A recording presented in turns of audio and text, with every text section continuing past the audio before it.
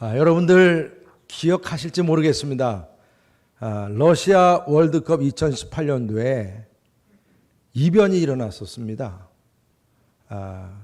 바로 그 러시아 월드컵 이전 월드컵에서 우승팀이었던 그 피파 랭킹 1위인 그 독일이 말입니다. 독일이 리그전에서 어느 나라한테 졌는 줄 아십니까? 대한민국한테 졌어요. 우승했던 팀이 대한민국에 져서 리그전에서 탈락했어요. 아마 지금까지도 아마 기억하는 사람들은 아마 우리 한국을 정말 아주 그냥 상당히 부담스러워할 거예요. 그 정도로. 근데 이게 독일만이 아니라는 거예요. 그러니까 우승했던 팀이 그 다음 월드컵에서 이렇게 리그전에서 그냥 승부도 제대로 올라오지도 못하고 떨어진 케이스가 대부분이랍니다.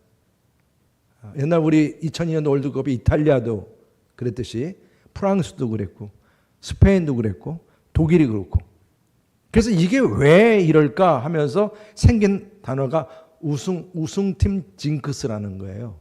그러니까 우승팀을 했던 팀은 다음에는 탈락한다. 이게 하나의 아주 전설처럼 얘기가 됐는데, 이유는 뭐냐면 교만 때문이라는 거예요. 왜냐하면 여러분 아시다시피 우승팀은 다음 월드컵엔 어떻게 돼요? 자동 출전이니까. 2등이나 4등을 했으면 다음에는 꼭 우승해야지, 이 목표점 가지고 다 막 연습을 하는데, 우승을 했던 팀들은 이 목표가 이제 사라져버리고 정신적으로 해이해져 버리고, 거기다가 선수들도 거의 그냥 대부분 그대로 기용이 되고, 다른 나라에서는 막 서로 경쟁해가지고 최고의 선수들이 딱 뽑혀가지고 나오는 거잖아요. 거기다가 또 1등을 했으니 우승팀에 대해서 각 나라마다 얼마나 어떻게 전략을 연구했겠죠. 네. 그렇기 때문에 우승했던 팀은 다음에는 오히려 탈락한다. 이런 징크스가 있다는 얘기가 있습니다. 사실 우리들의 삶 속에서도 마찬가지로 이런 우승팀 징크스가 있습니다. 1등을 했다든가 우승을 했을 때 그게 계속 유지가 되면 좋은데, 내 마음에 교만함이 생기면서 또 해이해지면서 그 다음엔 떨어지는 그 징크스를 경험하게 됩니다. 오늘 이 여리고 성을 무너뜨린 큰 승리를 이룬 이스라엘 백성들이 바로 이런 우승팀의 징크스를 지금 겪고 있는 것입니다. 요단강 도하를 이루었고, 여러분 기적같이 요단강이 갈라지면서 요단강을 건넜고, 그뿐 아니라 그 여리고 성벽이 무너지는 엄청난 승리를 이루었습니다. 다 진멸시키는 엄청난 승리를 이루었습니다. 그런데 이 여호수아 대장은 그 작고 작은 비교도 안 되는 아이성 전투에서 패배를 한 패장이 되고 말았어요. 오늘 말씀이 바로 그 말씀입니다. 아무리 사소할지라도 말입니다. 소홀히 하게 되니까 이렇게 바로 이 여호수아와 이스라엘 백성들이 이 우승팀 징크스에 그대로 걸려서 넘어지고 말았다는 얘기입니다. 이건 앞으로 이 가나안 땅 정복해 나가는 데 있어서 적신호였기 때문에 보통 심각한 일이 아니었습니다. 그래서 지금 우리는 이 여리고 성의 승리팀이 말입니다, 정말 비교도 안 되는 그 아이성에서 패배하게 된 원인이 어디 있는가? 이것을 오늘 말씀을 통해서 우리는 깊게 또 묵상하게 됩니다. 그 원인이 어디 있을까? 그 첫 번째가 고난의 때보다도 형통의 때, 성공의 때가 더 위험하고 조심해야 한다는 것입니다. 여러분, 우리는 역경보다 더 조심해야 할 때가 승리하고 형통하고 성공하고 1등 되고 했을 때입니다. 그래서 승리보다 더 어려운 게 뭔지 아세요? 승리를 유지하는 거예요. 근데 승리를 유지하는 것보다 더 어려운 건 뭐냐면 승리에서 더 발전되는 겁니다. 이게 사실 어려워요. 그래서 승리를 누리는 삶에서 이 우승의 징크스를 넘어 발전시키는 이 일이 정말 힘들기 때문에 말입니다. 왜냐하면 우리 안에 이런 교만이 항상 있기 때문에 다음의 형통함을 보장할 수 없다는 거예요. 오히려 말입니다, 실패보다도 성공 때문에 더 망하고 더 추락하는 경우가 많습니다. 오늘 여리고성을 무너뜨린 이스라엘 백성들은 다음에 무너뜨릴 아이성은 아무것도 아닌 줄 알았는데 그래서 자만했어요.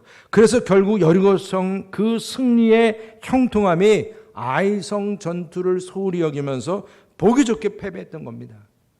그 4절 이후에 보면 백성 중 3,000명, 왜 3,000명이었는지 모르겠어요. 3,000명을 그리로 올라갔다가 아이 사람 앞에서 도망하니 아이 사람이 그들을 36명쯤 쳐 죽이고 성문 앞에서부터 스바림까지 쫓아가 내려가는 비탈에서 쳤으므로 백성의 마음이 녹아 물같이 된 줄 알았어요. 지금 이스라엘 백성들의 마음에 그 문제가 뭐냐면 물같이 지금 간담이 녹아버렸다는 거예요. 지금 여러분, 지금 이 36명의 전사자는 엄밀히 말하면 3,000명 중에는 별 숫자가 뭐 수천 명, 수백 명 죽은 것도 아니고요. 그런데도 오늘 말씀 가운데 이 가나안 마음에 마치 간담에 녹았다, 물처럼 녹았다. 이 말은 누구의 입에서 나온 말이죠? 누구의 입에서 나온 말입니까? 2부에서도 아무도 대답 안 하시길래 3부도 라합이죠.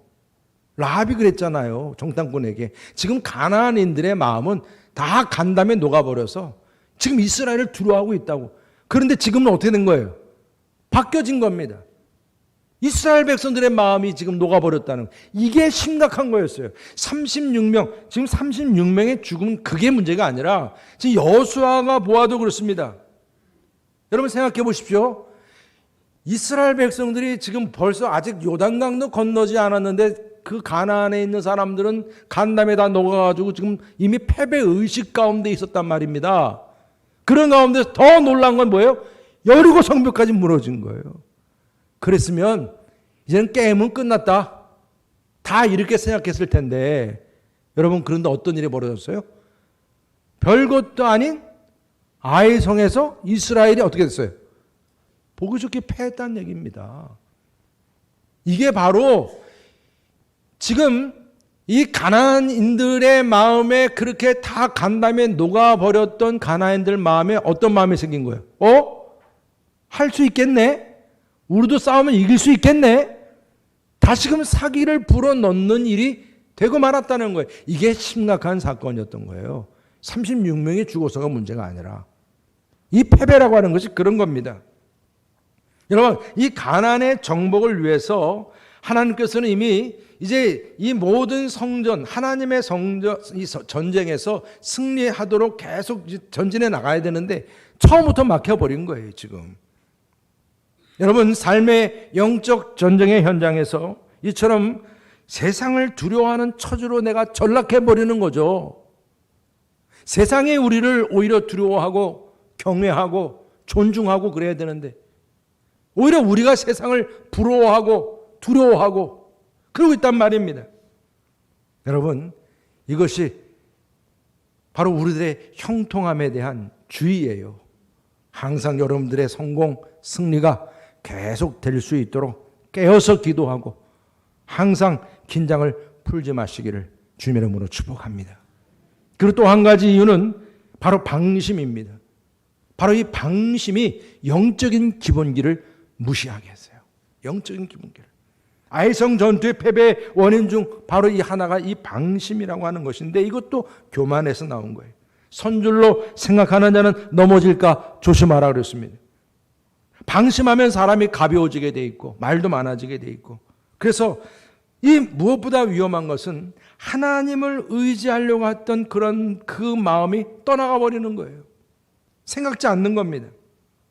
그러니까 지금 이 여호수아는 그냥 정탐꾼, 자기도 정탐꾼 출신이라 정탐꾼만 보낸 거예요. 그랬더니 정탐꾼이 와서 한 2, 3천 명만 보내면 될 것 같습니다, 이렇게 얘기했어요. 별것도 아닙니다. 우리는 여리고 성벽을 무너뜨렸는데요. 뭐 여리고 성벽이 뭐 이스라엘 백성들이 전쟁에서 이겼나요? 하나님이 해주신 건데. 착각이에요. 이게 방심이죠. 그러니까 이 3천 명이라는 말 그대로 그냥 받아서 3천 명만 보내게 된 것을 볼 수가 있어요. 그래서 처참하게 패배한 것입니다. 여러분, 방심하게 되면 가장 기본적으로 나타나는 현상이 뭐냐면 하나님의 음성을 듣고자 하지 않는다는 거예요. 이게 여호수아에게도 마찬가지였어요. 여리고 성벽을 이제 바라보고는 여호와 군대 대장을 만났던 여호수아는 그 대장 앞에, 하나님의 대장 앞에 엎드렸지 않습니까? 그리고 신발을 벗었고 그냥 하나님 하시는 대로 저는 종이니까 하겠습니다. 이렇게 결단까지 했던 여호수아 아닙니까? 그런데 이 아이성에 있어서는 별것 아닌 것처럼 생각했기 때문에 그냥 정탐꾼이 얘기하는 대로 그냥 3,000명만 보내는 걸로 하는데 여기 지금 보면 하나님 앞에 나가서 기도하고 물었다는 말이 하나도 없어요. 이 7장에서는 그런 얘기가 없습니다. 여러분, 진짜 우리의 위기는 우리에게 닥치는 어떤 위험이나 역경이 아니에요.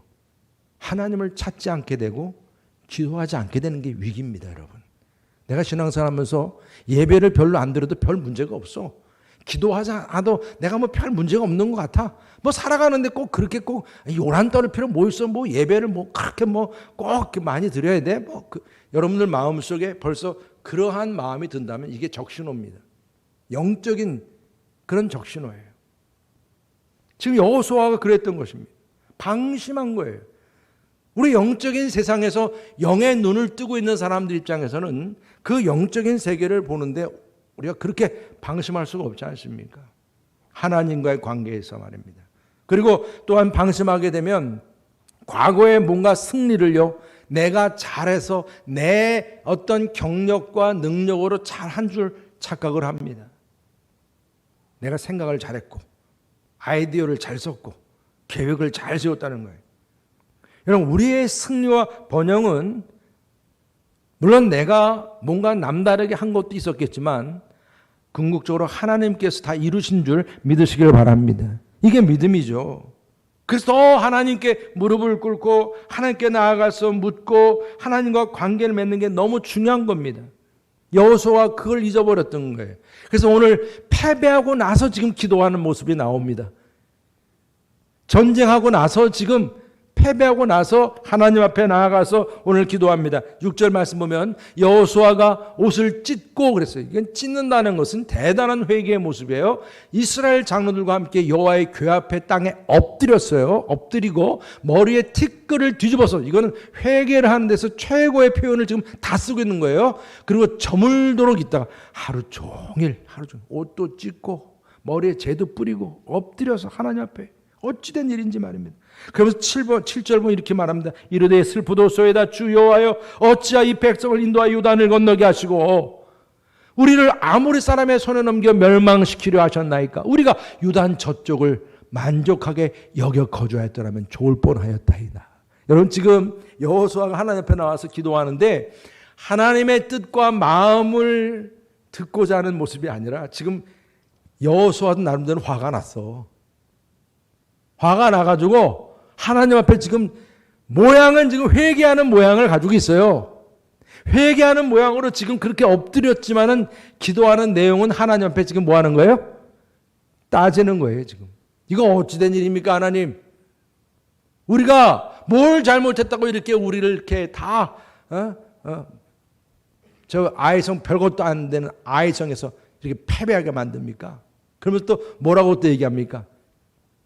아니, 이러려고 우리를 요단강 건너게 했습니까? 아니, 그냥 저쪽 요단강 저쪽에 그냥 요르단 그쪽에 그냥 거기서 그냥 살게 하지 그러지 않으셨습니까? 막 지금 제가 이 말씀을 보면서 한편으로는 참 이렇게도 생각이 들더라고요. 이 훌륭한 여호수아가 어떻게 이렇게까지 기도했을까? 그런 데에는 그만큼 한편으로는 그래, 여러분, 우리가 화가 나고 정말 짜증나고 막 문제가 생겨도요, 이렇게 하나님 앞에서 이렇게 때를 쓰고 좀 투정 부리는 것도 또 이건 또 참 아름다운 일이구나, 그런 생각을 갖게 돼요. 여러분, 화가 난다고 해서 괜히 사람한테 화내지 마세요.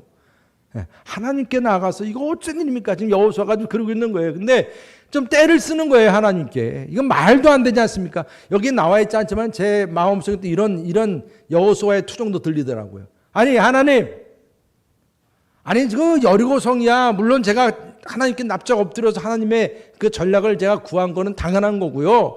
저 아이성은 저 조그만 저 아이성까지 제가 하나님께 꼭 허락받고 뭐 전략을 받아야 됩니까? 저한테 좀 자율권을 좀 주세요, 하나님. 뭐 그런 내용, 그런 기도 내용이 아니었을까 하는 생각도 드는 거예요. 요거까지 그까지 다 시시콜콜. 그럼 하나님이 얼마나 바쁘세요? 그럴 필요 없잖아요. 제가 알아서 할게요. 네. 지금 하나님 앞에 원망 반, 또 하나님 앞에 기도 반, 그러면서 회개한다고 지금 겉모습은 다 죄를 뿌리고 있지만 마음은 용납이 안 되는 거예요. 하나님 왜 우리를 이렇게 패하게 했는지 말입니다. 이유를 알고 싶다는 거예요. 여러분, 지금 여호수아는 이 8절 9절 좀 더 뒤에 우리가 읽지는 않았지만 뭐 어떤 내용까지 얘기하는 줄 알아요, 여호수아가? 아니, 하나님, 결국 우리가 패해서 우리들의 얼굴이 지금 먹칠이 되지 않았어요. 우리들이 이게 창피해요, 창피해. 이게 어찌된 일입니까? 하나님, 꼭 우리 이 민족이 여기까지 와서 이렇게 창피를 당해야 됩니까? 이렇게 지금 여호수아가 얘기하고 있는 거예요. 그 다음 절에.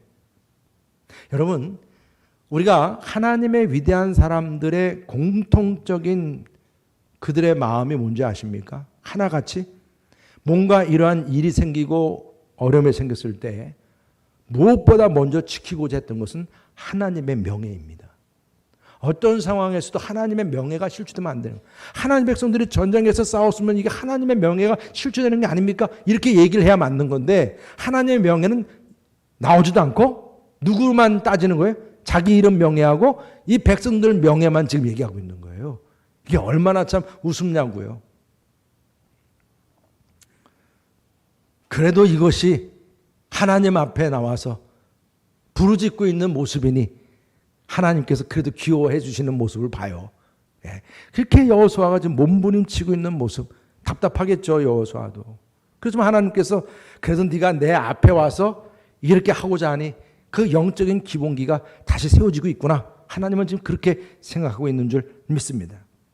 그래서 지금 이 방심했기 때문에 결국 그렇게 참 생각했던 여호수아, 자기 방법대로만 했던 여호수아가 이제 하나님 앞에 나와서 엎드렸는데 여러분, 분명히 우리가 방심하면 작은 것에 소홀히 하게 된다는 거죠.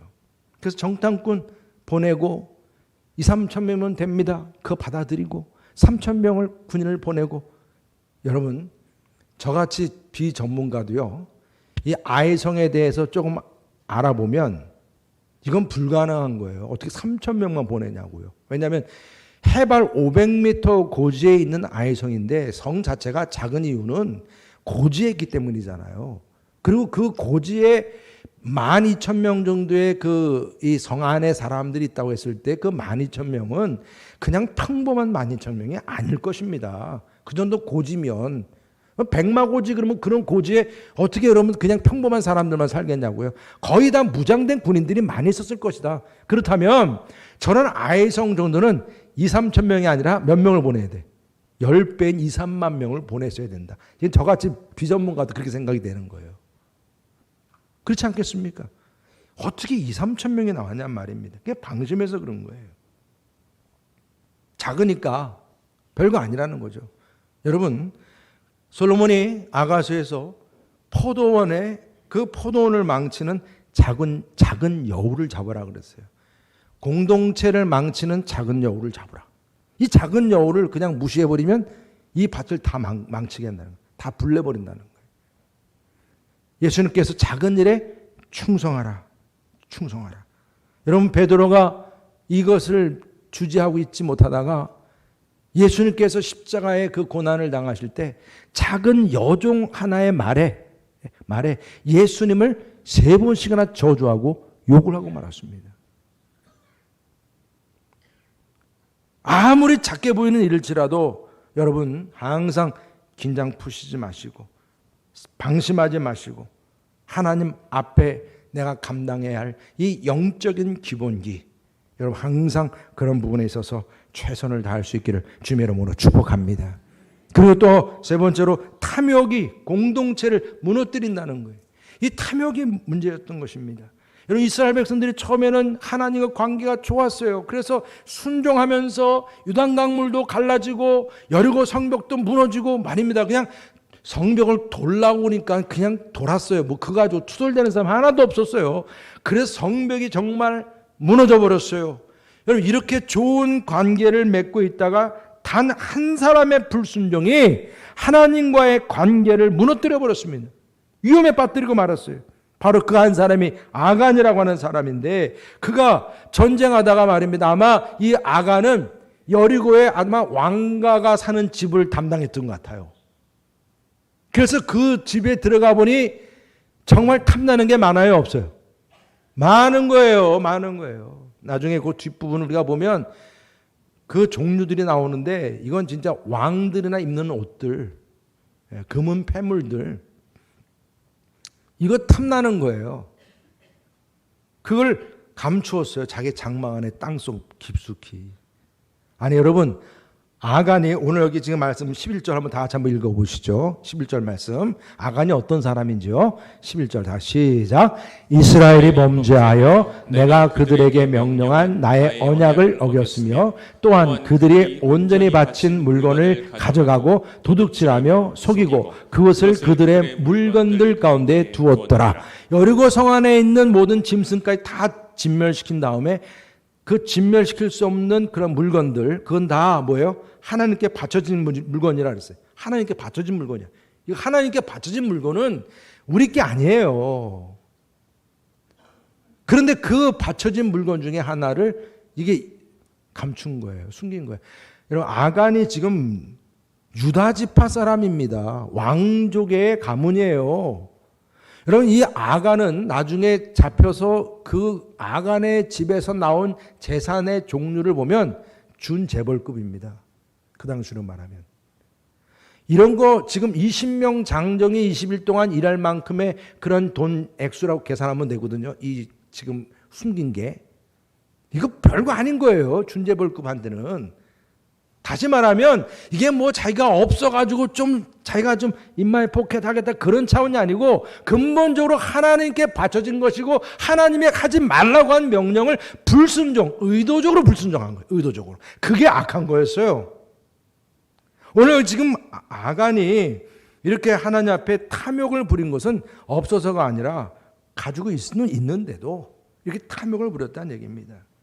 아간의 그 죄는, 죄라고 하는 것은 결국 하나님과의 신의 그 관계가 깨져버린 것이죠. 그래서 아이성 패배가 여기서 비롯된 것입니다.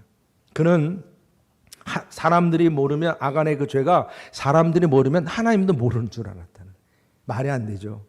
여러분, 하나님의 눈은 이스라엘 백성들 안에 다 있는 거거든요. 하나님은요, 지금도 이 자리에 하나님의 눈이 함께 하심을 믿으시기 바랍니다. 하나님의 눈이에요. 그런데 그것을 그냥 자기 임의대로 판단했다는 건 신앙적인 문제가 있는 거죠. 그리고 또한 아간 한 사람의 탐욕이 이스라엘 공동체 모두에게 끔찍한 비극을 맞이하게 했어요. 죽고 패배하고. 근데 이런 부분들에 있어서 이게 한 사람의 그 죄가 이렇게 참 공동체를 비극적으로 만들었다는 데에는 크게 시사하는 바가 있다는 얘기입니다. 이걸 왜 문제를 삼느냐, 하나님께서. 이거를 문제 안 삼고 그냥 패스, 넘겨버리면 다음에 아해성 같은 성을 또 이제 어떻게 해요? 이제 침략해서 뭐라죠? 이길 때 그 성에 들어가면 또 사람들이 제2의 아간, 제3의 아간에 나와야 안 나와요? 또 나오는 거예요. 결국은 그런 죄성이 끊임없이 그 가문만이 아니라 그 공동체 안에 계속 나타난다는 얘기입니다. 결국은 이 아간의 죄로 인해서 하나님께서 도우시는 하나님의 임재와 하나님의 능력이 없어져 버린 거예요. 이게 중요한 사실이죠. 이스라엘의 승리는 하나님의 승리요, 하나님께서 허락하시고 하나님이 싸워주시는 그런 전쟁임을 믿으시길 바랍니다. 그래서 하나님께서 모든 걸 다 계획해 주시고 전략도 주시는 건데, 문제는 뭐예요? 이 아간의 죄가 하나님의 능력을 가로막는 역할을 하게 된 거예요. 이게 참 안타까운 일인 것이죠. 그래서 하나님은 여호수아에게 침묵했던 거예요. 아마 여러분, 여호수아가 그 여리고처럼 이 아이성 치기 전에 하나님 앞에 나아가서 먼저 기도했다고 그럽시다. 먼저 기도했다. 기도를 안 했지만 기도했다고 그랬을 때 하나님께서 뭐라고 말씀하셨을까요? 저는 상상이 가더라고요. 하나님께서 여호수아가 안 와서 그렇지 왔으면 분명히 말했을 거예요. 너희 안에 죄가 있다. 너 이 죄의 문제 해결하지 않으면 너는 누구하고도 싸울 수 없고 누구하고도 맞닥뜨릴 수 없다. 나는 너와 함께 할 수 없다. 이 말씀이죠. 하나님은 이런 기본적인 그런 일에 대해서 여호수아가 이루지 못하는 부분을 두고 분명하게 이 문제를 두고 지적을 했을 겁니다. 그런데 그래도 이 여호수아가 이제 하나님 앞에 엎드려 있는 모습이 가엾고 불쌍하니까 이제 그가 다시금 이 영적인 기본기가 회복이 된다는 것을 알기 때문에, 그리고 이 이스라엘 백성들이 망하는 걸 원치 않으시잖아요, 하나님은요. 그래서 뭐라고 말씀합니까? 10절에 이렇게 말씀합니다. 여호와께서 여호수아에게 이르시되 일어나라, 일어나라, 일어나라. 어찌하여 이렇게 엎드렸느냐.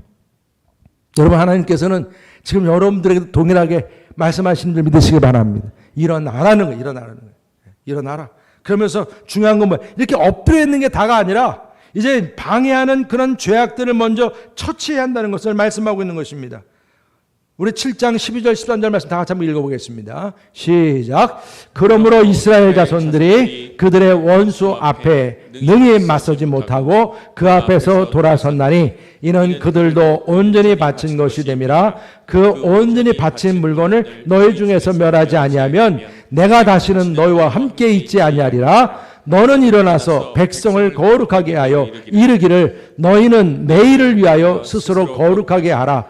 이스라엘의 하나님 여호와의 말씀에 이스라엘아 너희 가운데 온전히 바친 물건이 있나니 너희가 그 온전히 바친 물건을 너희 가운데에서 제하기까지는 내 원수들 앞에 능히 맞서지 못하리라. 아멘. 하나님께서 분명하게 선을 그은 겁니다. 이제는요 여리고 성 안에 있는 것만 이젠 더럽혀진 게 아니라 이스라엘 백성 안에도 더럽혀져 있는 게 생긴 거예요. 그것까지 다 정결하게 해야 된다는 거예요. 깨끗게 해야 된다는 것입니다. 그러지 않으면 오늘 말씀 속에서 네가 이렇게 엎드려서 지금 회개한다고 엎드려지는 모습, 이것만 가지고는 안 된다는 거예요.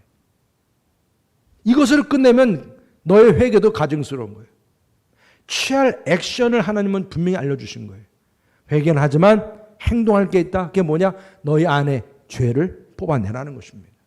뽑아내야 한다는 거예요. 그렇지 않으면 그 회개의 진정성이 없다는 겁니다. 그래서 그걸 뽑아내야 너희가 이제 나를 만나고 내가 너에게 분명하게 전략을 주고 또한 그 원수와 맞설 수 있게 하겠다. 그렇지 않으면 다시는 그 일을 못하게 할 것이다.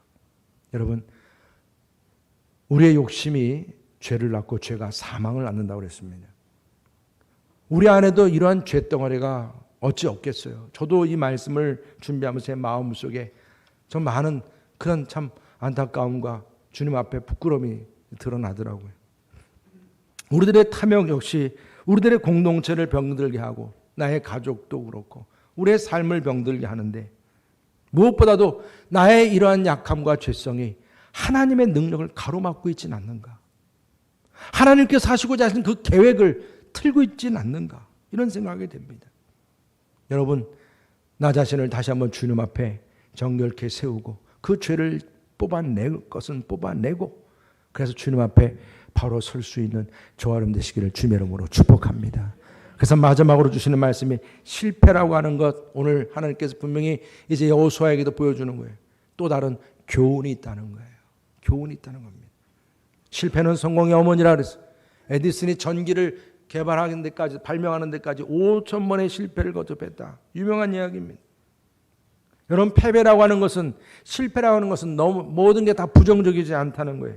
하나님은 우리들의 실패를 통해서 오히려 우리의 어두운 면을 보길 원하시고 그 어두운 부분에 밝은 빛이 비춰지고 그래서 해결되길 원하시는 거예요. 만약에 이들이 아이성에서의 패배가 없었다면 그냥 승승장구하면서 아간 같은 죄들은 계속 밑에서 지금 불어나고 있었을 거예요. 그런데 오히려 패배함으로 인해서 이들은 자기들의 죄를 다시 돌아보게 되었고 자기들의 약함을 보게 된 거예요. 오히려 패배가 이들에게는 약이 된 거예요. 약이 된 겁니다. 내 안에 부흥의 불을 끄고 있는 게 무엇인지, 교회 안에 부흥의 불을 끄고 있는 게 무엇인지, 무엇이 우리를 절망하게 하고 그렇게 우울하게 만드는 것인지. 여러분, 우리가 해야 할 일은 어떻게 해서든지 각자 안에 있는 이런 모든 죄덩어리들, 이것이 이제 뽑아지도록 하나님께 구하면서 이런 문제 요인들을 정말 대담하게 처리할 수 있는 그런 저와 여러분들 되시기를 주님의 이름으로 축복합니다.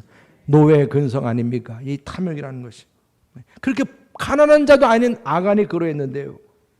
이제 여러분, 우리는 이런 탐욕을 이겨내기 위해서 소극적으로 내가 탐욕 부리지 말아야지 이거 가지고는 해결이 안 되는 거예요. 그냥 엎드려 잡고 눈물만 흘린다고 되는 게 아니에요. 더 적극적인 방법을 주님은 원하시는 거예요. 그 죄성을 뽑아내도록 말입니다. 여러분들이 이제는 내 마음속에 뭔가 만족스럽지 않아 자꾸 뭔가 누군가의 눈치를 보게 되며 그것을 자꾸 갖고 싶어 하게 되고 욕심 부리게 되고 그럴 때마다 사도 바울의 말씀처럼 자족하는 삶을 가지시기를 축복합니다. 감사합니다. 감사합니다. 그냥 이것으로 만족합니다. 여러분, 그리고 내 안에 이런 죄성이 있으면 바로 오늘 1절에서 이 아간의 이야기가 시작된 것은 벌써 이미 아간에게는 회개할 기회를 지금 주고 있는 겁니다. 그렇다면 빨리 돌이켜야 한다는 거예요. 이걸 깨닫습니다. 빨리 돌이키고 이제는 우리가 더 적극적으로 취하려고 하는 거 아니라 이제 베풀려고 하는 이 노력, 하나님께 드리는 거, 또 이웃과 나누려고 하는 거, 주는 자가 복되다고 그랬으니까 이제 우리가 다시금 이제는 이 탐욕을 제어하는 방법이 탐욕을 부리지 말자 이게 아니라 오히려 내가 베풀고 나누고 드리는 훈련을 통해서 우리 안에 이런 탐욕스러운 것들이 자리 잡지 못하도록 우리들의 체질이 변화가 되고 습관이 변화가 될 수 있기를 주님의 이름으로 축복합니다. 이것도 귀한 훈련이거든요. 귀한 훈련입니다. 이것이 우리를 영적으로 강건케 하는 길이니까요. 여러분, 정말 우리 공동체가 앞으로 건강하게 살아가도록 우리를 병들고 좀먹게 하는 물질을 정말 욕심내고 하는 모든 이런 것들을 포기하는 훈련부터 이 탐욕의 그늘에서 벗어날 수 있는 저와 여러분 되시기를 주님의 이름으로 축복합니다. 오늘 제가 말씀을 준비하면서 이런 문구를 같이 한번 읽길 원해요. 다시 한번 읽어보겠습니다. 큰 소리로요. 다 같이 한번. 안 나오네요. 다 같이 함께 읽겠습니다. 시작. 하나님의 것을 하나님께로 드립시다. 시간도 물질도 나의 몸도 하나님의 것입니다. 사소한 것에 방심하지 맙시다. 탐욕을 부리지 맙시다. 자족합시다. 돌이킵시다. 이웃과 기쁘게 나눕시다. 할렐루야. 우리 아이들 참 목소리 크네. 네. 여러분, 우리가 가지고 있는 문제, 이 죄성이 뭔지 좀 더 적극적으로 우리가 베풀고 나누며 그리고 또 하나님께 드리면서 이 좋은 습관을 통해서 우리의 승리가 계속되는 것만 아니라 더욱더 발전되어 갈 수 있기를 주님의 이름으로 축복합니다. 할렐루야. 우리 시간 약할 때 강함 대신에 우리 찬양을 통해서 오늘 말씀을 다시 한번 더욱더 은혜가 되기를 원하겠습니다. 주 안에 있는 보물을 나는 포기할 수 없네. 약할 때 강함 대신에 나의 보배가 되신 주 나의 모든 것 주 안에 있는 보물을 나는 포기할 수 없네. 주 나의 모든 것. 아멘. 그렇습니다. 예수 어린 양 예수 어린 양 존귀하리를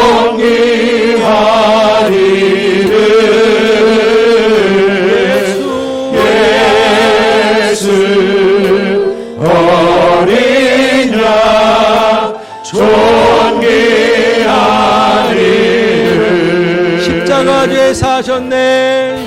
십자가 죄 사셨네. 다 같이 일어나셔서 함께 찬양하겠습니다. 주님의 이름 찬양해. 주 나의 모든 것 쓰러진 나를 세우고 나의 빈잔을 채우네. 주 나의 모든 것. 아멘. 예수 어린 양 예수 어린